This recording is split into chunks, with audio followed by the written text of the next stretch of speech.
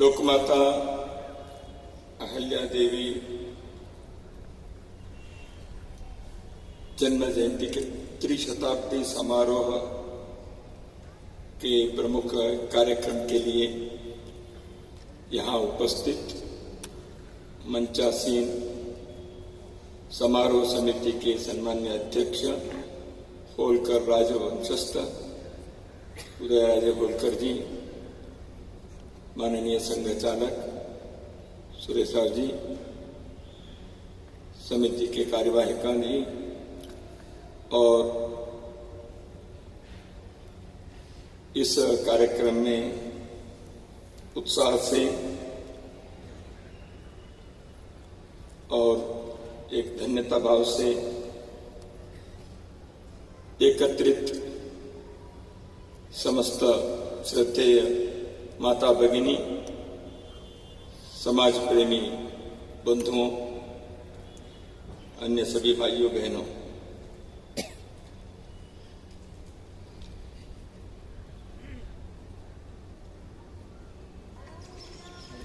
लोकमाता अहिल्या देवी का स्मरण करते हुए धन्यता भाव तो आता ही है। विशेषकर आज प्रभु श्री राम के जन्मदिन श्री रामनवमी है।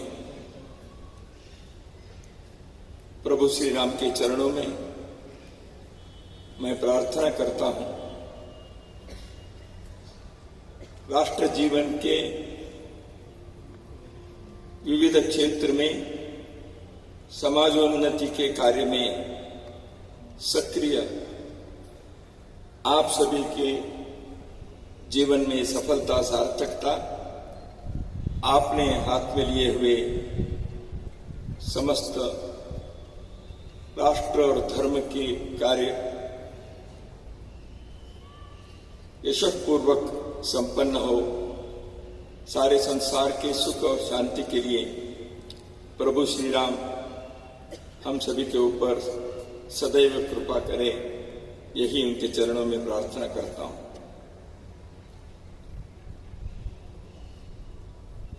पिछले वर्ष अपने संघ के जो प्रतिनिधि सभा हुई नागपुर में, उसमें संघ की ओर से एक वक्तव्य जारी किया। उस वक्तव्य में हमने कहा कि लोकमाता अहिल्याबाई के इस जयंती के कार्यक्रम में सारे समाज सहभागी हो, उनके जीवन से प्रेरणा ले और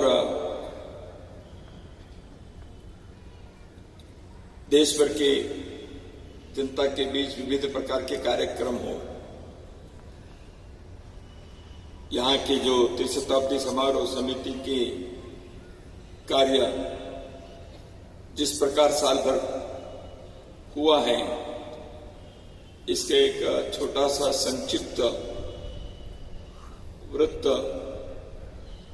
बहन सरस्वती जी ने रखा है। त्रिशताब्दी समारोह समिति के यहाँ के एकाएक मैं हार्दिक अभिनंदन करता हूँ। इस कार्य को इतने अर्थपूर्ण ढंग से आपने संपन्न करने में समाज के सहयोग भी लिया, अनेक लोगों की प्रतिभा व्यक्त हुई और अहिल्या देवी के प्रेरणा से अपने जीवन में नव चैतन्य प्राप्त करते हुए जीवन में कुछ राष्ट्र और धर्म के लिए कार्य करने का एक संकल्प लेने के लिए आपने इतने सारे कार्यक्रम किया, इसलिए आप साधुवाद के लिए पात्र हैं। सरस्वती जी ने कहते समय हमारे सभी कार्यक्रम हम किए, इसमें कोई कमी रह गई तो थोड़ा सा क्षमा करनी चाहिए। इसे कहा कमी तो रही नहीं है, एक ही रही। आज प्रमुख वक्ता के नाते कोई बयानी होती तो और अच्छा।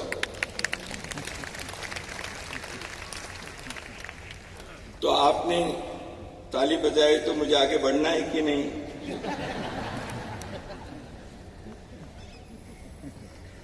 और माननीय श्री उदयराजे होलकर जी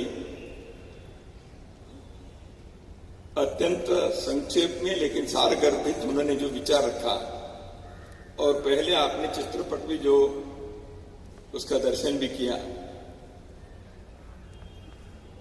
तो और मेरे जैसे व्यक्ति बहुत अधिक कहूं ऐसे बचता नहीं है। लोकमाता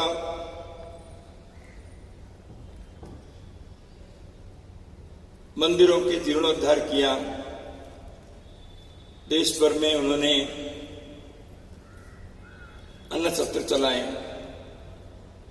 अपने राज्य में सुभिक्ष और सुराज्य के लिए अद्भुत प्रयत्न किया। इतिहास के पन्नों में भारत के शासनकर्ताओं के मालिका में एक नक्षत्र के नाते, एक देदीप्यमान ज्योति के नाते रानी अहिल्या देवी होलकर के नाम चिरस्थायी है और हमेशा हमेशा के लिए अजरामर हो रहे हैं।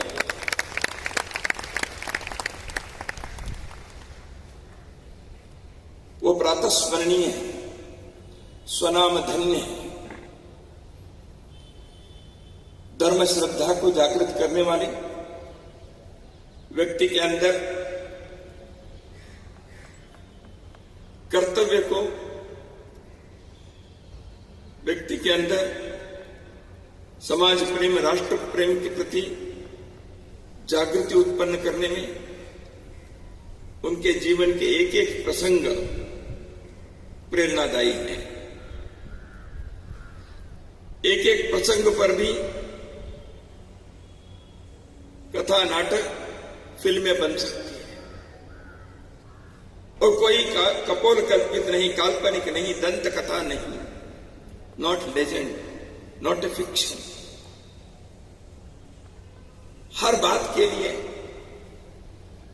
सबूत है। 300 वर्षों के पश्चात भी ऐसी एक वीरांगना इस भारत भूमि में जन्मी, उनके नाम न केवल स्मरण करना है, उनसे प्रेरणा लेना है। ऐसे एक व्यक्तित्व जिसके साथ कर्तृत्व, मातृत्व, नेतृत्व जुड़ गए हैं, तो उनके चरणों में बार बार बार बार नमन करने की इच्छा होती है।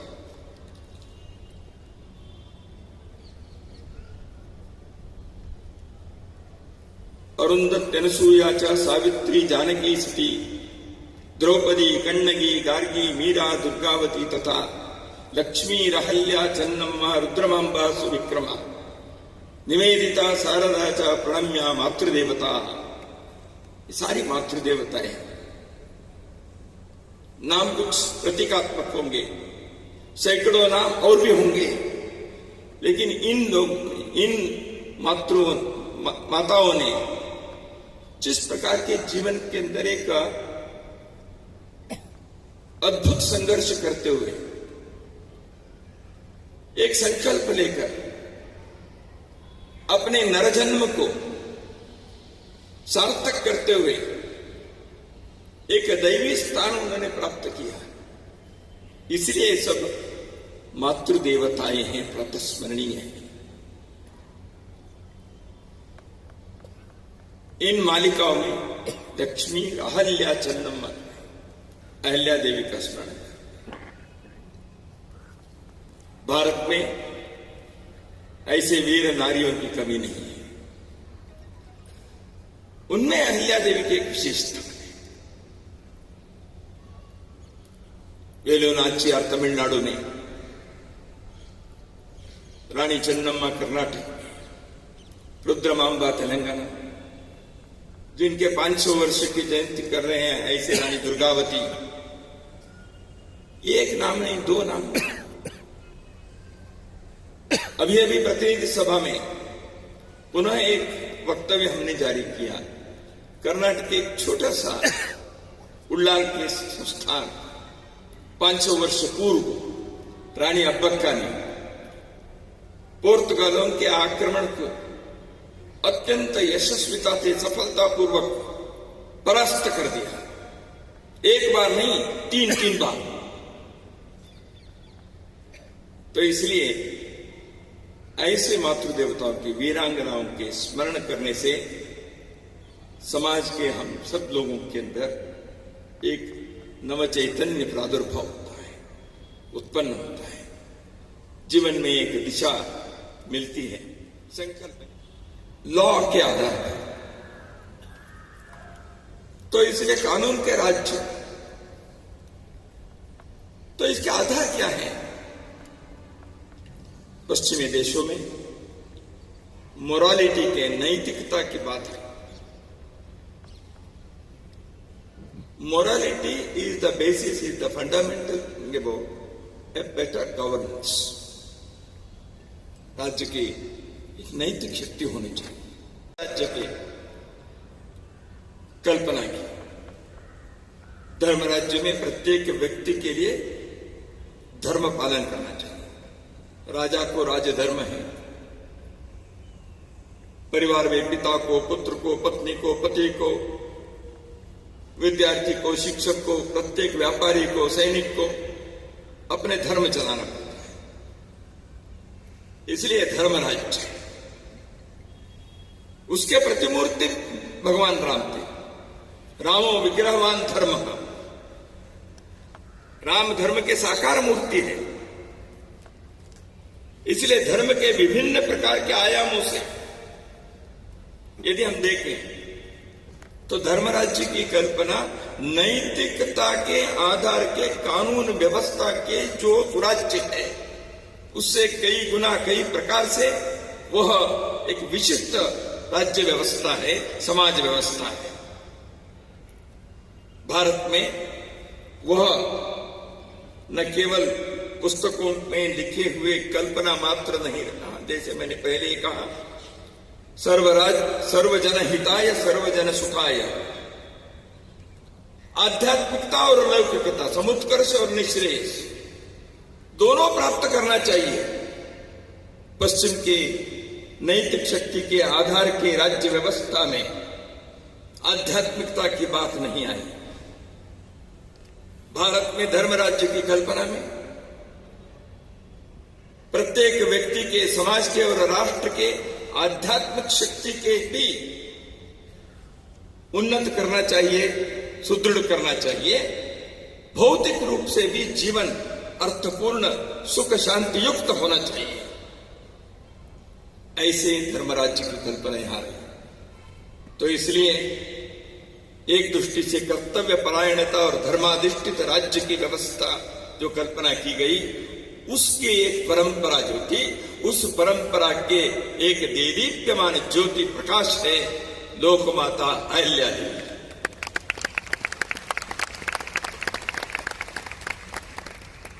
जो मैंने दैविक भौतिक बताया, अहिल्या देवी के जीवन के विभिन्न प्रसंगों को आप देखिए, विश्लेषण करें। उन्होंने इसको अपने प्रत्येक कार्य में ध्यान में रखा। तो इसलिए वह धर्मराज ऐसे कहा गया। जैसे हम जानते हैं, एक सर्वसामान्य परिवार से आई, आजकल के एक पिछड़े वर्ग की, महाराष्ट्र के नगर के जिले के चोटी गांव की एक बालिका 10-12 वर्ष की होगी। मल्लाराव होलकर जी ने अचानक अपने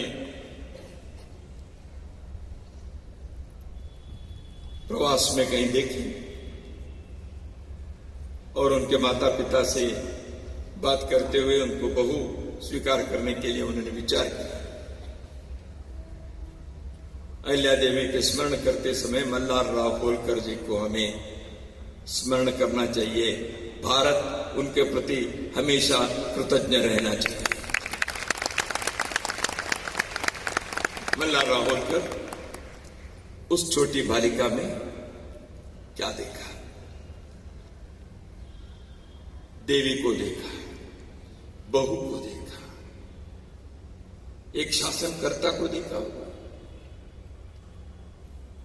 उस बालिका को अपने घर में बहू लाकर उन्होंने बेटे के साथ शादी करके, हाँ मेरा पिता के नाते मेरे कर्तव्य हो गया, अगला बेटा वो राज करेगा, इतना ही नहीं सोचा।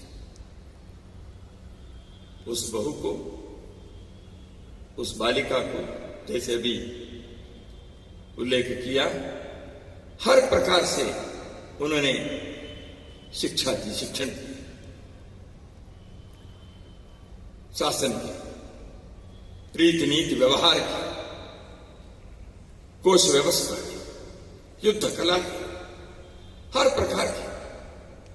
मल्हारराव ने एक छोटी बालिका में देखा। व्यक्ति निर्माण के कार्य में लगे हुए हम लोगों को व्यक्ति को परखना, पहचानना कैसे होता है, यह भी ध्यान में रखना चाहिए। अहिल्या देवी के इस जीवन के प्रसंग से छोटे कुछ बालक खेल रहे थे, और जो खेल रहे थे तो वहीं पास में जाने वाले व्यक्ति ने थोड़ा समय तक खड़े होकर देख रहा था। उन बालकों में एक बालक हमेशा राजा बनता है, बाकी लोगों के नायक नेता बनता है, सबको समझाता है। छोटे बालकों के खेल हैं। उस खेलों में चाणक्य ने चंद्रगुप्त को देखा और मगध के राजा बनाया उसको। चाणक्य ने उस एक छोटे बालक के अंदर मगध राज्य के सम्राट को देखा। एक छोटी बालिका के अंदर मल्हारराव ने ऐसे ही देखा होगा। व्यक्ति को परखना, उनके अंदर के गुण को तलाशना, उसको समझना और उसको आगे बढ़ाने के लिए प्रयत्न करना। चाणक्य ने चंद्रगुप्त के साथ किया, मल्हारराव जी ने अपने बहू अहिल्या के साथ। गुण छोटे दिखते होंगे, प्रतिभा थोड़े से कम दिखते होंगे, लेकिन वो चमक है। उस चमक को पहचानो, आगे बढ़ाओ और आगे बढ़ने के लिए आवश्यक व्यवस्था करो। यह होता है व्यक्ति निर्माण के कार्य। मल्हारराव ने वह कार्य किया। अपने जीवन में अहिल्या देवी ने कई प्रकार के व्यक्तिगत जीवन के संघर्ष उनको करना पड़ा। अहिल्या देवी के जीवन में जैसे अभी चित्रपट में हमने देखा, विवाह होकर आने के पश्चात उनके घर के अंदर, उनके परिवार में 5 पुरुष 18 महिलाएं मृत्यु हो गई।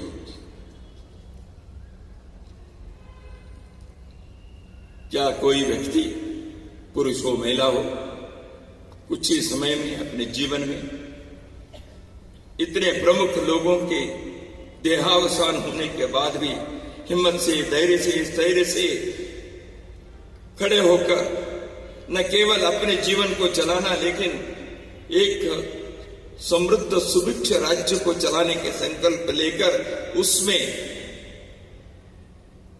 एक अद्भुत यशोगाथा को निर्माण करना, देवी अहिल्या ने अपने जीवन में ये करके दिखाया।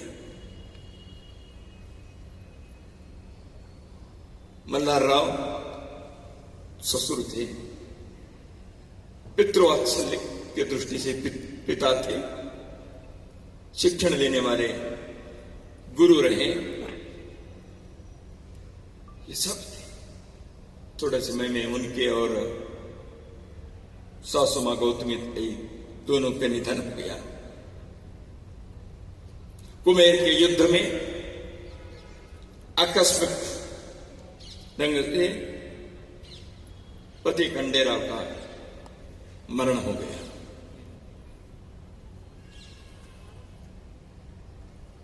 पुत्र मालेराव को स्वयं दंडित किया, मृत्युदंड दिया।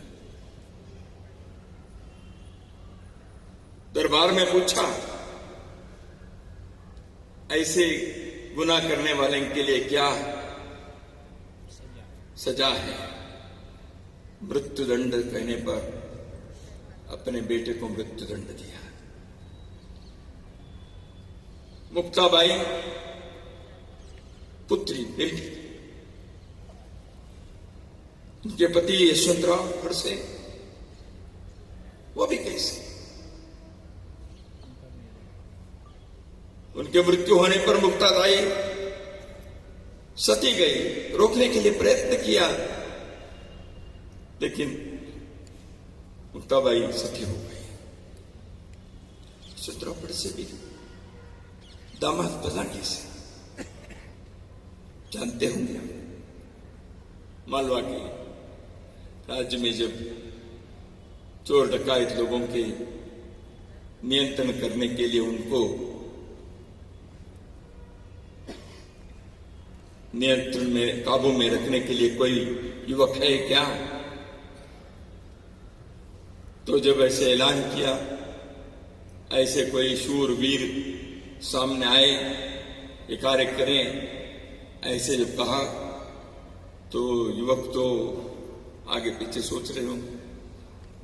रानी अहिल्या ने कहा, मेरी बेटी का विवाह ऐसे करने वाले में सफल जो होता है, ऐसे युवक के साथ मैं करूंगी, ऐसे बताया। और खंडे यशवंतराव फड़से उसमें सफल हुए और मुक्ताबाई को देकर अपने दामाद बनाया। इतिहास के पन्नों में ऐसी घटनाएं बहुत ही विरल होती हैं। इन सब के मृत्यु होने के बाद पत्र भेजा, जैसे मैंने अभी कहा, आप यदि इस जुल्म को नहीं रोकेंगे तो आपके ऊपर आवश्यक कार्रवाई की जाएगी। प्रजा वात्सल्य मातृ स्वरूप में मृदुनी कुसुमादि, आपने चित्रपट में देखा, उन दिनों में जो संतान नहीं है, ऐसे विधवाओं के धन राज्य कोष में जमा होता। एक गांव के विधवा है, उन्होंने राज्य कोष में अपने संपत्ति को जमा करने के लिए आई, क्योंकि उनकी कोई संतति नहीं थी।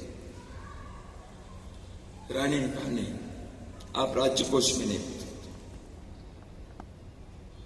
आप किसी अच्छे धर्म कार्य के लिए, समाज के लिए दान के रूप में इसको दे दो। उन्होंने कहा, नहीं, यहां तो नियम है, वो नियम नहीं है। दरबार के लोग देख रहे थे तो नए कानून आ गया रानी का, क्या कर सकते हैं? तो उन्होंने कहा, यदि ऐसे है तो मुझे दत्तक लेने के लिए अनुमति दी जाए। विधवा को दत्तक लेने की अनुमति होनी चाहिए थी राज्य से, सरकार से। उन्होंने दरबार के लोगों से पूछा और देवी अहिल्या ने कहा, तुम दत्तक ले सकते हो, अनुमति दी। दत्तक ले सकते हैं, लेकिन दरबार के लोगों ने कहा, दत्तक लेने के लिए कुछ शुल्क राज्य कोष में जमा करना चाहिए, क्योंकि हमने दरबार ने अनुमति दी है। सरकार तो ऐसे कई प्रकार से ये सब करते हैं ना, दरबार के लोगों को कुछ तो राजकोष में आ जाए, ऐसे होगा, पता नहीं। तो रानी ने कहा, कोई शुल्क बोल के नहीं होगा भाई। मृदुनी कुसुमादि, एक तरफ वज्र, एक तरफ सुकोमल, राज्य चलाने वाले लोगों के पास ये गुण चाहिए, अन्यथा राज्य चला नहीं सकते। देवी ने उसका एक अद्भुत उदाहरण अपने जीवन में, एक नहीं अनेक, उन्होंने स्थापित किया, व्यवस्था की। 37 विभागों की व्यवस्था थी। 13 राज्यों में, विभिन्न भारत के विभिन्न राज्यों में उन्होंने सूचना के लिए अपने वकीलों को नियुक्त किया था। वहां से सूचना मिलती थी। सूचना केवल गुप्तचर की सूचना जैसे नहीं, अन्य अन्य प्रकार। वहां कोई अच्छा काम हुआ है, वहां कोई व्यापार में, कृषि में, धर्म में, मंदिर में, उसकी सूचना। आनो भद्रा क्रतवो यंतु विश्वतः, अच्छी बातों को हर जगह से लेना चाहिए। रानी ने व्यवस्था की, उसमें उन्होंने म्यूचुअलिटी उन 13 राज्यों को बताई, आपके वकीलों को मालवा में भी नियुक्त करो। यानी मैं कोई गुप्तचर कार्य कर रही हूं ऐसे नहीं, जासूसी नहीं कर रही हूं, तुम भी तुम्हारे वकील को यहां नियुक्त करो। सुराज्य क्या होता है साहब, क्या सोच है? Matters to study by every institute that wants a good governance. Research करना चाहिए, अध्ययन करना चाहिए, इसके बारे में लोगों को बताना चाहिए कैसे कैसे किया होगा। तो इसे कर वसूल, लोग खुशी से आनंद से कर देना चाहिए, टैक्स देना चाहिए, क्योंकि मुझे सुभिक्षा है, मेरे व्यापार अच्छा चल रहा है, मेरे जीवन अच्छा चल रहा है, मेरी कमाई चल रही है, इसलिए राज्य व्यवस्था होनी चाहिए। इसलिए कर देने में आनंद से देने के जैसे व्यवस्था सरकार को करनी है। चाणक्य ने यही कहा था, राज्य में टैक्सेशन कैसे होना चाहिए, how tax to be collected, Chanakya ने। देवी अहिल्या ने उसको अपने राज्य में उस व्यवस्था को उन्होंने बनाए रखने के लिए प्रयत्न किया। इसलिए राज्य के कोष में हमेशा राज्य का भंडार भरा हुआ रहता था, टैक्स लोग देते थे, इतने नहीं। इसलिए सरप्लस जो राज्य शासन, सेना के विषय, दूर की सेना के लिए रसद, ये सारे करने के बाद भी जो बचत होती थी, रानी क्या करती थी उसमें? देवी अहिल्या ने आसपास के राज्यों में अकाल हुआ तो उसके लिए उस पैसे का उपयोग करके वहां के लोगों के हित भी सोचा। सर्वजन हिताय सर्वजन सुखाय। श्रीलंका में जब दुरवस्था आई 2-3 साल पहले, भारत ने उनको हर प्रकार के आर्थिक मदद करने के लिए किया। कोविड में दुनिया को वैक्सीन देने का कार्य किया। हम जब लोका समस्ता सुखिनो भवन्तु, यह इस धरती के संदेश है, उस प्रकार के राज्यकर्ताओं को आचरण में, व्यवहार में करके दिखाना पड़ता है। देवी ने वो किया। अपने सरप्लस पैसे को उन्होंने इस प्रकार उपयोग किया। तो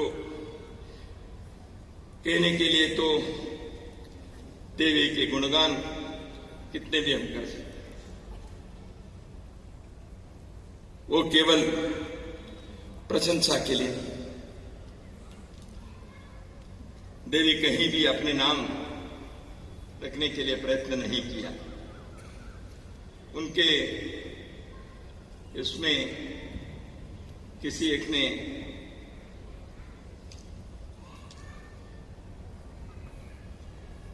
प्रशंसा, स्तुति, स्तव तो करते ही है, और राजा लोगों को अच्छा भी लगता है। वंदे मागध कहते हैं, फ्लैटरस, तो इसलिए स्तव होते हैं। देवी अहल्या शूरमती तो सर्वाची माता, ईश्वर आला तुझा स्वरूपे होनी त्राता। किसी ने लिखा। स्तुति गान करने वाले कौन थे? शाहिर प्रभाकर। शाहिर प्रभाकर ने ये बना के लाए। रानी ने कहा, ये काय के लिए भाई? स्तुति मेरा नहीं करना है, मेरी स्तुति मत करो, मैं तो मनुष्य हूं।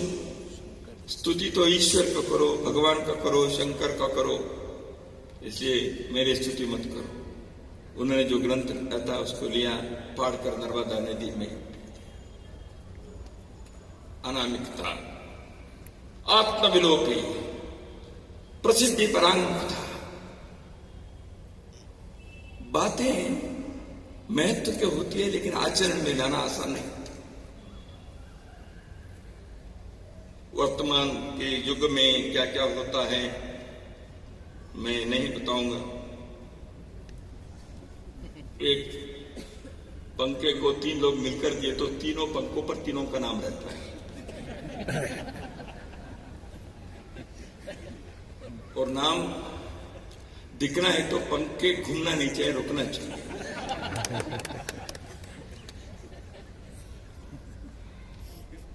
राम जी के, शिवाजी महाराज के,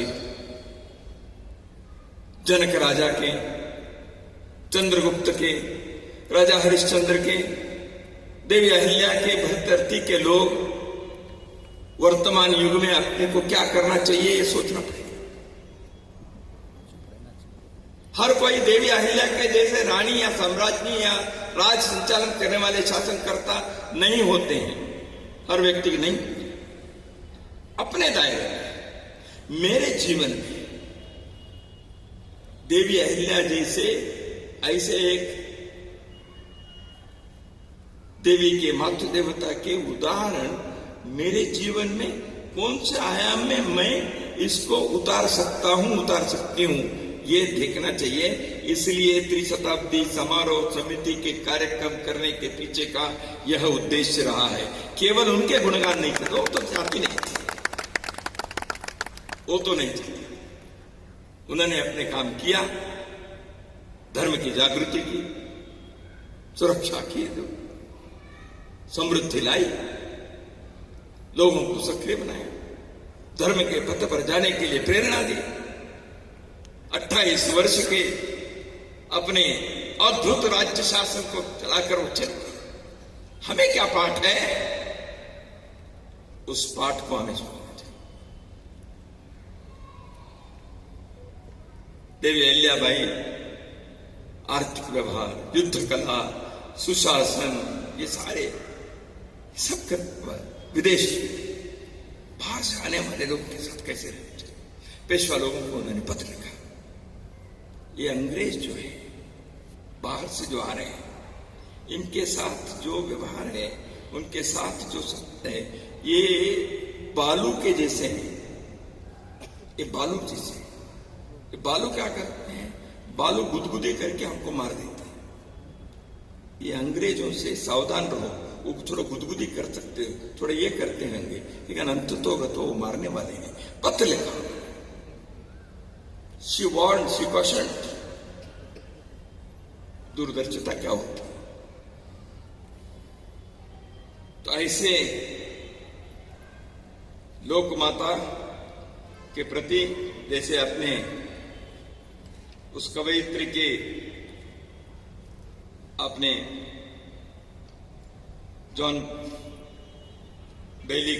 जोआना बेली के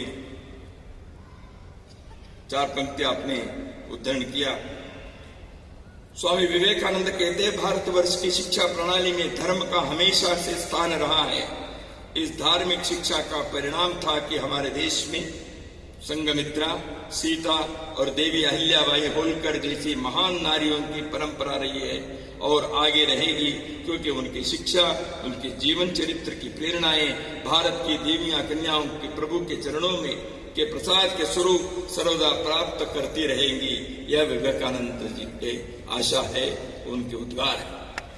पंडित जवाहरलाल नेहरू जी ने अपने ग्लिम्स ऑफ वर्ल्ड हिस्ट्री में देवी अहिल्याबाई के अद्भुत ढंग से उन्होंने उल्लेख किया।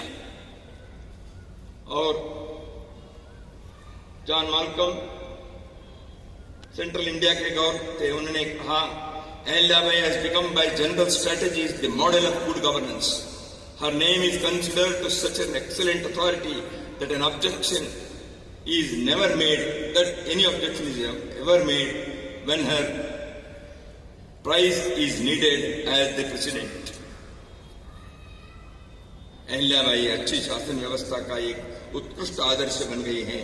उनका नाम एक महान प्रतिष्ठा का पर्याय बन चुका है कि जब भी किसी उदाहरण की आवश्यकता होती है, उनकी प्रशंसा पर कोई आपत्ति नहीं कर सकता। विश्व के लोगों ने, भारत के इतिहासकारों ने अहिल्याबाई का नाम तो स्वर्णिम अक्षर में दर्ज किया ही है। ऐसे एक पुण्यात्मा के, ऐसे एक प्रातस्मरणीय देवी के नामस्मरण करना, यह हमारे लिए कर्तव्य भी है, धर्म कार्य भी है, राष्ट्र के प्रति अपने एक कर्तव्य ऐसे मैं समझता हूं। जो जॉन कीगर के जिन्होंने हिस्ट्री ऑफ इंडिया लिखे हैं, उन्होंने अपने पुस्तक में ये बताया, उन्होंने in the most sober view that can be taken of her character, she certainly appears within her limited sphere to have been one of the purest and most exemplary rulers that ever existed.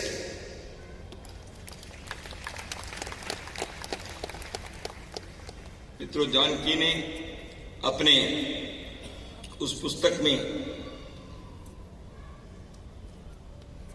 Janaki एक अंग्रेजी इतिहासकार है, उन्होंने अहिल्याबाई की तुलना विश्व की 3 महान रानियों के साथ की है। एक है इंग्लैंड की एलिजाबेथ प्रथम, एलिजाबेथ फर्स्ट, दूसरे हैं रशिया की कैथरीन द्वितीय, तीसरी रानी है डेनमार्क की मार्गरेट प्रथम। उन्होंने अपनी पुस्तक में जॉन की लिखते हैं, इन 3 रानियों ने मिलकर जितना काम उनके कार्यकाल में किया, उससे अधिक कार्य देवी अहिल्याबाई ने अपने जीवन में किया।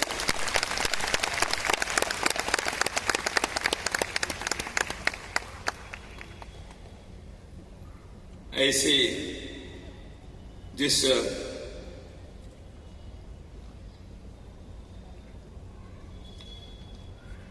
देवी के स्मरण हम करते हैं, उस समय जैसे मैंने कहा, उनके जीवन एक तपस्वी का जीवन था। उन्होंने ये सब कार्य किया, जैसे शिवाजी महाराज ने कहा, मैं ईश्वर के प्रतिनिधि की विष्णु इच्छा है, ऐसे उन्होंने श्री शंकर की आज्ञावरून, इसलिए वो सिंहासन पर, गद्दे पर बैठी अपने लिए नहीं, आत्म प्रशंसा के लिए, भौतिक लाभ के लिए, लौकिक लोलुपता के लिए उन्होंने नहीं किया। एक तपस्वी के नाते, साध्वी के नाते उन्होंने अपने जीवन में निष्कलंक चरित्र से, परम प्रिय वात्सल्य से और एक समर्थ शासक के रूप में उन्होंने अपने कार्य किया। ऐसे लोक माता के चरणों में रामनारायण त्रिपाठी जो कवि है, उन्होंने जो कहा है उसको उद्धरण करते हुए मैं मेरे वाणी को विराम दूंगा। तू राजनीति की ज्ञाता थी, भारत की भाग्य विदाता थी, तू महाराष्ट्र की बेटी थी, पर सकल राष्ट्र की माता थी। चंडी, सरस्वती और वैष्णवी शक्ति एक संग आई थी, ममता की विविध मूर्ति जैसी वे वीर अहिल्याबाई थी। तू ज्ञान कर्म राजनीति का मधुर मिलन, हे ममता की मूर्ति, तुम्हें शतबार नमन, तुम्हें शतबार नमन, तुम्हें शतबार नमन।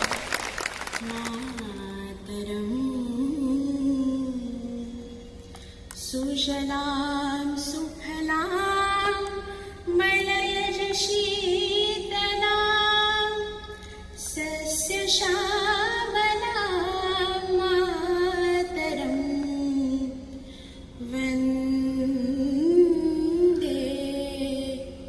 मातरं। शुभ्रज्योत्स्ना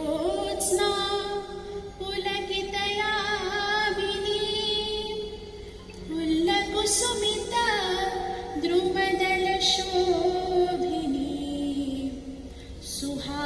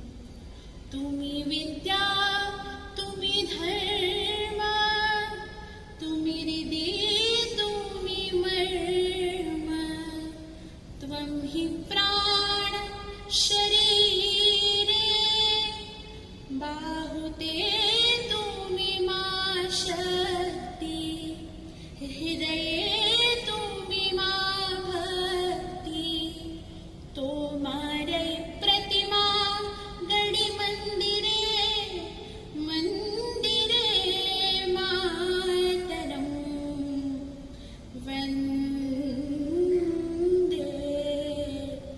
मातरम